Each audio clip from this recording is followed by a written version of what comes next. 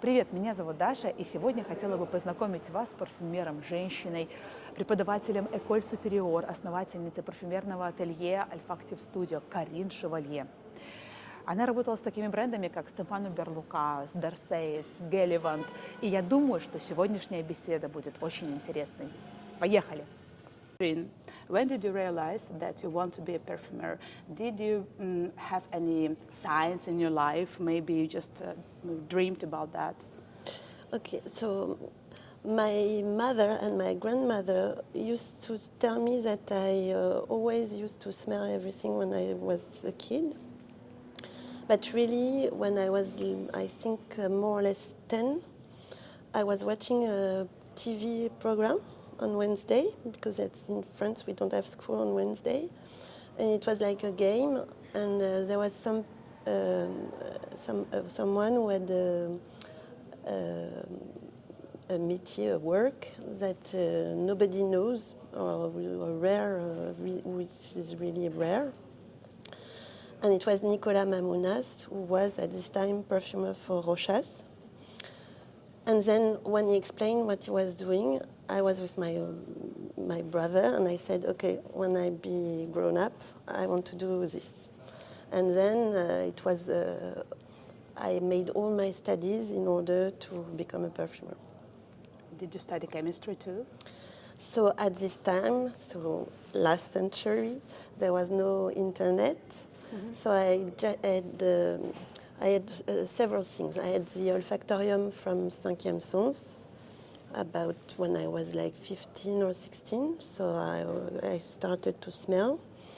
And then I had a book. I asked for a book at Christmas, and it was written, École Givaudan, the only school of perfumery. So I said, okay. So when I was 16, I wrote to Givaudan, and I told them, okay, I want to become a perfumer, what shall I do? And they told me, okay, you have to do this and this and this. So I just followed what they told me. So I studied, and then I started some scientific studies. And then my father, in a student fair, discovered Isipia. So it was really more precise.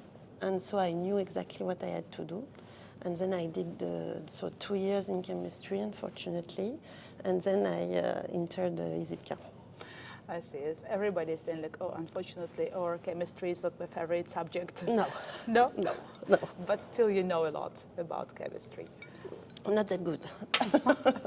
Karine, I know that you were a student of Mark Buxton. Can you tell a bit about your internship with him? It's very interesting. Okay. So my internship is more or less the same for all students in perfumery. It's like painters.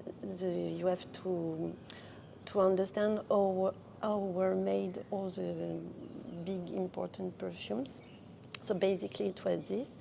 So it would give. So I studied like 5 of Chanel, numéro 19 de Chanel, Anaïs, really big perfumes. And it was always the same. He would just give me some little hints. I would have to try to copy the perfume just by nose, which was every time bad. And then I would go back to him. He would give me the chromatography, mm-hmm. And then I would study the chromatography and rework my formula.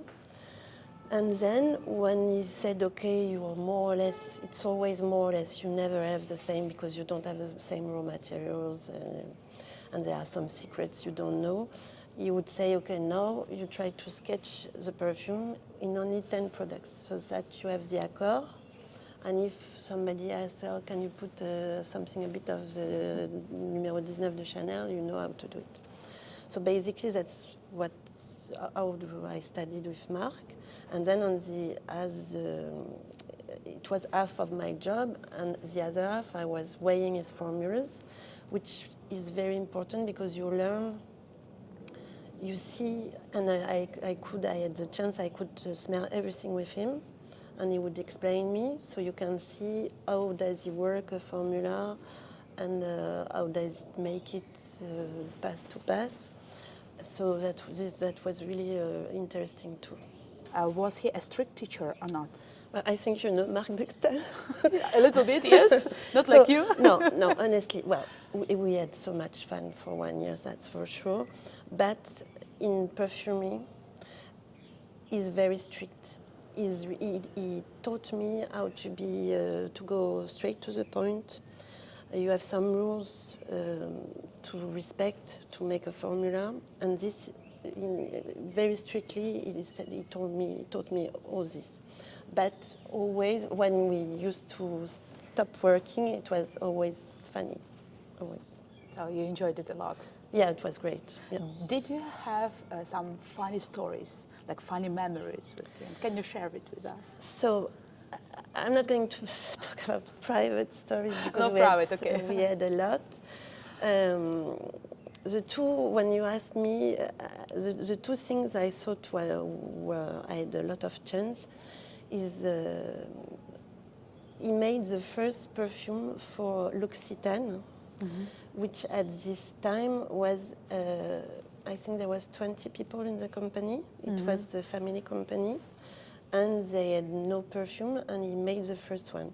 And actually the launch was somewhere near here, in a little basement, Parisian basement, with, I think, all the staff of the company were there. And to see this when you know after the success of L'Occitane was quite cool. And then the thing which was really, really great is I was there when he made the Comme des Garçons 2 with Christian Astugviel. So I had the chance to meet Christian Astugviel, to see his work, the brief, which was more or less some ink. There were two things. He gave him some ink, and he gave him a book about volcanoes. And so I could assist to all the conversation, and I had the right to make my own essays on Mark's formula, which never worked. But it was really cool to have a chance to try. You know, you are young, I was like 20 or 22, and he says, well, anyway, it's you who are weighing the formula, so if you want to have a try it. So this was really cool. And then when you see, and we are both, Mark and me, vetiver lovers. So when you see the result, because I could really give some ideas and we could talk about it and everything, I'm very proud about participating, weighing and listening and talking about these formulas. I know that you are a teacher, and I have one very important question for all of students. Are you a strict teacher or not? What do you think? I think that you're a strict teacher, like straight, like or not? No. No? No. Okay. No, actually, I'm a teacher at the École Supérieure du Parfum. I used to be the main teacher teaching how to create perfumes, but then I had an accident, so I had to quit, and now I'm just a teacher. I just teach them how to smell, which is the most important in a perfumery school. And I don't, it's exactly what Mark taught me. I'm really cool person. The students usually like me, and it's really cool. But I do the thing very straight, it's true. And everything is really straight, but in a cool atmosphere. And I try to not let them dream too much, just to be straight. To understand the reality. Yeah. Yeah, it's very important. And what is the most important in student you can find, like the value in student? The most important is that they work. It's really the basis when you are in a perfumery school. It's to know how to smell and to have all these smells in your head and to know exactly which one is which one. This is really, it's like the basement, the foundation of our work. So they have to really work a lot, they have to be curious because for me, you have to be open-minded to everything which is around you. I would like that they would be more aware about nature because I'm really scared that young people don't know much about nature. And for me, well, it's my style. I'm I always say I'm a figurative perfumer. I like to try to do as nature, you know. Mm-hmm. And it's really frightening. They have only reference about products, about candies, about beverage. And this scares me a lot. So I try to tell them I'm going to bring them actually in May in a garden because they never go out in the nature. Also to be open-minded with culture, with art, to go to exhibition. And I'm also a bit, I'm really engaged, so I try to tell them to be free and to fight against what we are living today. Oh, it's very, very, I guessed about that, but also for me it's very important to listen that you have values in students, that they're are curious in nature, like botanical knowledge, knowledge in what is inside of Coke or inside of juice. It's very important for me too, and I think it enrich our life also. Yeah. Not only study, we feel that we are alive for 1000%. Feeling this and seeing this. Yeah.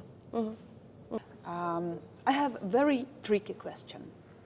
What do you prefer, or what do you like more, teaching or creating? Well, of course, it's creating. Creating. Yeah. Well, it's really nice to have those young people. They give you a lot, and you try to give them a lot. And I think, unfortunately, perfumery is people working in perfumery don't have this habit to give, so that's why I go back to school, because I feel people on my path to become a perfumer, there was really a few people like Mark Buxton who taught me some stuff. So I think I have to give back, you know. So it's really cool.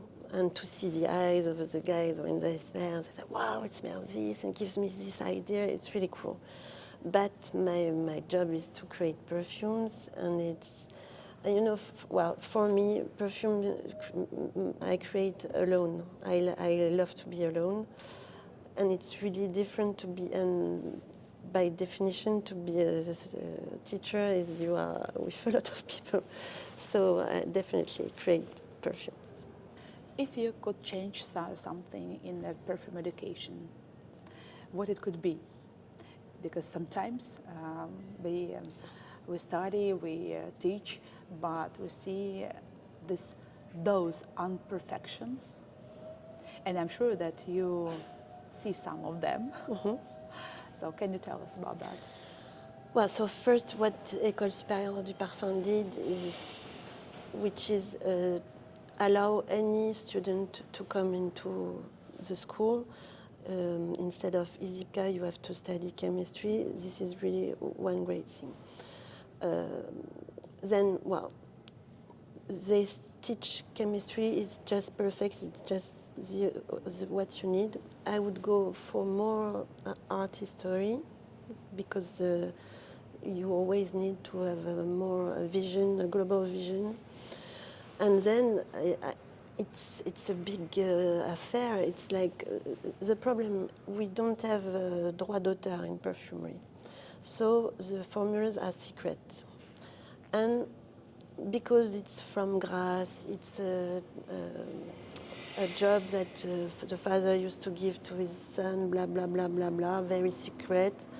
Usually they didn't study, those people, so they maybe have this complex of haven't studied. So they keep their stories together. We are Grassois, blah, blah, blah. So sometimes you know, it's like, it's what I always say, it's like you teach painting, but you just don't say that the blue exists. So, okay guys, how do I do it? Or you teach, you try to study, I know you are in music. Musician, yeah. You want to study Mozart, but you don't have the partition. I think it's totally stupid.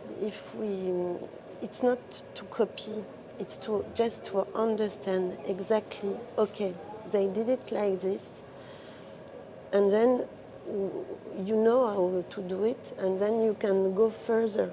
Because for me, it's like every art, you just want to take your art a step further, but you need to have some foundation that you are really sure of yourself. I'm not sure of nothing. You say I'm not a strict teacher, for example. My students, since the beginning, I tell them, for me it's like this, but I'm not sure about it. So maybe somebody is going to tell you something else. And this is totally stupid. We should have something more, again, to give more. It would be really great. Karine, you have your own perfume atelier. Can you tell us which works you find the most interesting for you? We're not talking about money, just the most interesting. Okay. So there are two kinds of works who I really love. It's first for when I work for perfumes, body perfumes, is when the brand has a really good artistic direction, and when you work together with the artistic director, and you know, sometimes they give you some music, they give you some things to touch, they give you some books. The more we are nourished, the more we can move our mind and say, okay, I see what you mean. This is really great. Really, it's what I love the most. And then, but it's been a long time I don't do this anymore because today everybody is doing this. As I told you, I'm very figurative perfumer, and I had the chance to make the perfume of the Grotte Chauvet in Vallon-Pont d'Arc, which is the Grotte Chauvet is a grotte where you have art parietal, but it's the oldest one. It's from 35,000 years ago. And so when they discovered this grotte at the end of last century, they said they knew that Lascaux wasn't very well done because they destroyed a lot, letting people visiting the grotte. So they decided to make a replica. And then I worked with all the architects and the scenograph to reproduce. So I went myself down to the grotte and smelled the smell of the grotte and tried to reproduce it. And this was really, in my career, it was really great. And in the same ideas with the same people, scenograph, I also had the chance to work with Enki Bilal, which is a drawer and a really very well-known artist. And so I met Enki Bilal, and we had to make a smell about war for an exhibition in Paris in the Musée des Arts et Métiers. And also this to have the privilege to talk with another artist and to meet and to talk about war, what does it smell, and to reproduce the smell of war. It was just amazing. So now it's a very, very complicated questions for you. Which of your fragrances are you most proud of? Well, there are some people who say the next one I will do. It's a difficult question. You know, I'm like a lot of perfumers. I'm not self-confident, so I always have this feeling we could do better. But at what time you have to stop? But what would I say? I think what I did for D'Orsay, the JR. Oh, it's one of my Yeah. favorites. Well- I finished Yeah, one bottle. I yeah. finished one bottle. It means a lot. Yeah, this one was the work was really interesting. I think it's one of the brief I had, which was the most beautiful. The brief was you have to reproduce the smell of a parent who made a cuddle with his kid, and this is so poetic, so nice, and also because I worked with Narcissus, which I totally love, but it's really expensive, so you can't put so much. So it was like my homage to Narcissus. So this was really great. And then you are always... There is this Venom Incarnat from Stéphane Humbert, which is like a hit on TikTok and everything. And well, working with Stéphane Humbert is so interesting because he's really a great artistic director. And so more or less, it's not the kind of perfume I would wear, but it's so nice when you have people telling you. There's one not long ago told me, but you can't imagine what you did with this perfume. It's my perfume. And once also there is a mother who called me and said she managed to find my own phone number and just to tell me it's my perfume. My kids, they just know me wearing this perfume. Thank you, thank you. And this is so wow. That it's cool. Oh yeah, I wear it JR very, very often, and I really, so believe me, I finished. I have a huge collection, and this one I loved because for me it's very gentle, soft, a little bit powdery, a little bit musky, and it's very, very. It's not even feminine; it's unisex, but it's so good to wear it for each day. Like it's like your, I don't know. Shade and you feel so comfortable in this. So I remember that I checked all my fragrances when I met you, and I've seen this like, oh my God. So just you should know about that. Thank you. Yeah. Thank you.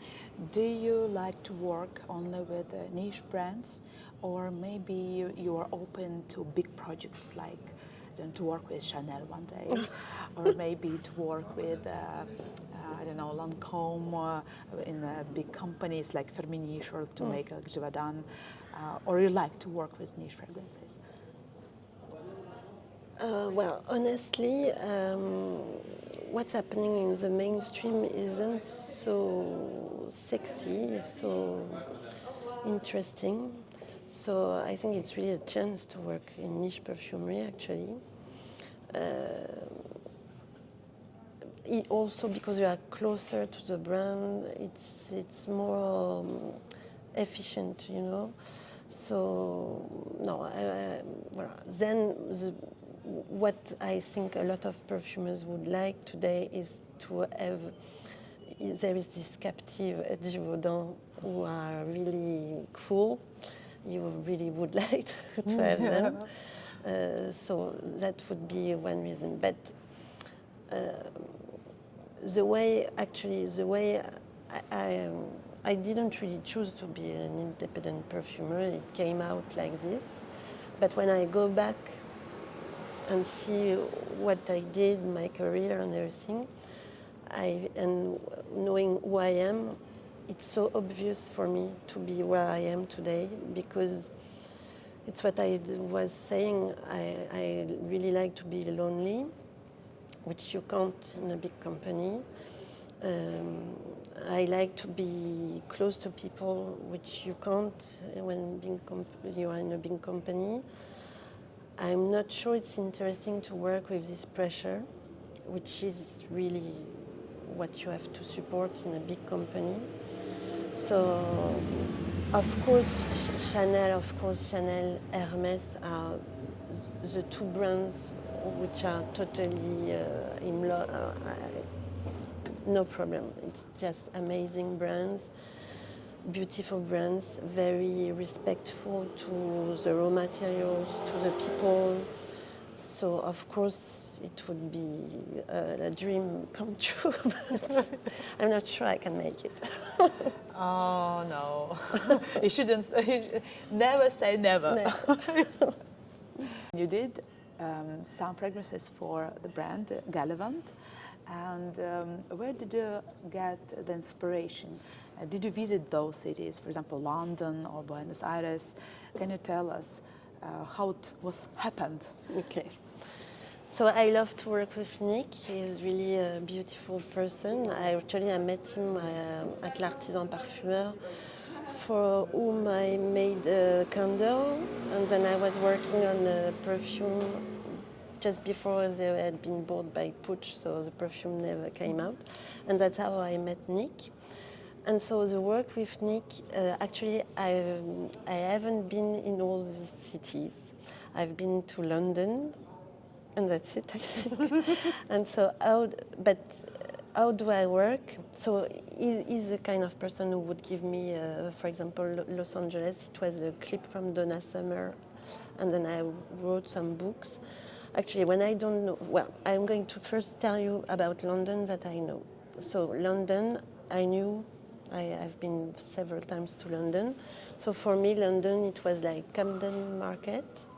It was lush, in the street where you can smell this lush.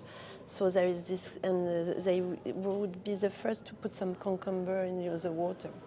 So that's why there is some cucumber in London. And then for sure, English people, it's a rose. So I put a rose, and there is so much beautiful parks in London. That's something very natural. And then I put some leather for this Camden Market, the second-hand shops. Yeah. So that's how I made London, really from my souvenir from London.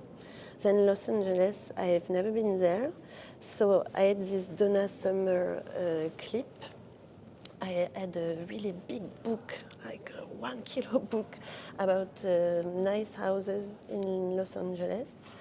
And I watched again a film from David Lynch, Mulholland Drive.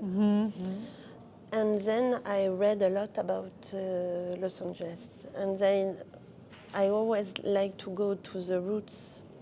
And the roots of Los Angeles is Mexico. We have Mexican people, and it's tuberose, which is really the flower from Mexico. So I worked at tuberose. And then I wrote a lot. There are some bush in Los Angeles who looks like eucalyptus, which is somehow there is a part of a tuberose where there is ingredient in common with tuberose. So then I put this. Then we had this idea from the clip with Donna Summer to make what we call a neon floral. So I put a pineapple, a pina colada core on the top, also having this idea of people in Venice, with the rollerblades and everything. And then also, once a friend of mine who had been to Los Angeles, he told me, well, it's so hot there, sometimes you have the feeling the ground is going to burst, the tar. So I put also an accord like the tar is bursting. And so it's what I like to call this kind of perfumes, traveling perfumes, like you have a story. So you have the pina colada, the eucalyptus, the tuberose, and the tar, and you go inside the perfume like this. And what is amazing is that people who know Los Angeles, that when they smell it, they say, wow, but it smells Los Angeles. I know Billie Eilish wears Los Angeles from Gallivant, and she's from there, and she says, it's Los Angeles. So it's really cool. As for me, I really like Berlin. So it's a place to be for me. I dreamed to move there, so I was dreaming when I was young. and when I smell the fragrance, but it really smells also like Berlin, like very citrusy, some pepper, some wood, very delicate, very office-like, very like it's very comfortable, quadratisch, praktisch, good, very stable, understandable, and really loved it. Oh, it's my favorite question. What are you dreaming about, Karine? I know that all the people, we are dreaming about something sometimes. Some of us are dreaming about, you know, about new bag. Some of us about traveling, about something. So just you, what are you dreaming about? What am I dreaming about? It's very nice, but we will keep it here.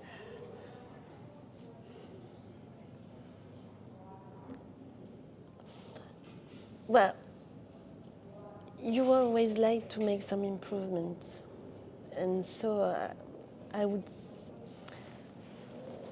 I don't know, I would like so much to make better, and sometimes I would like to share more with other perfumers because it's the way you can get higher, but it's very complicated because we don't have time and everything. I don't know. I don't know.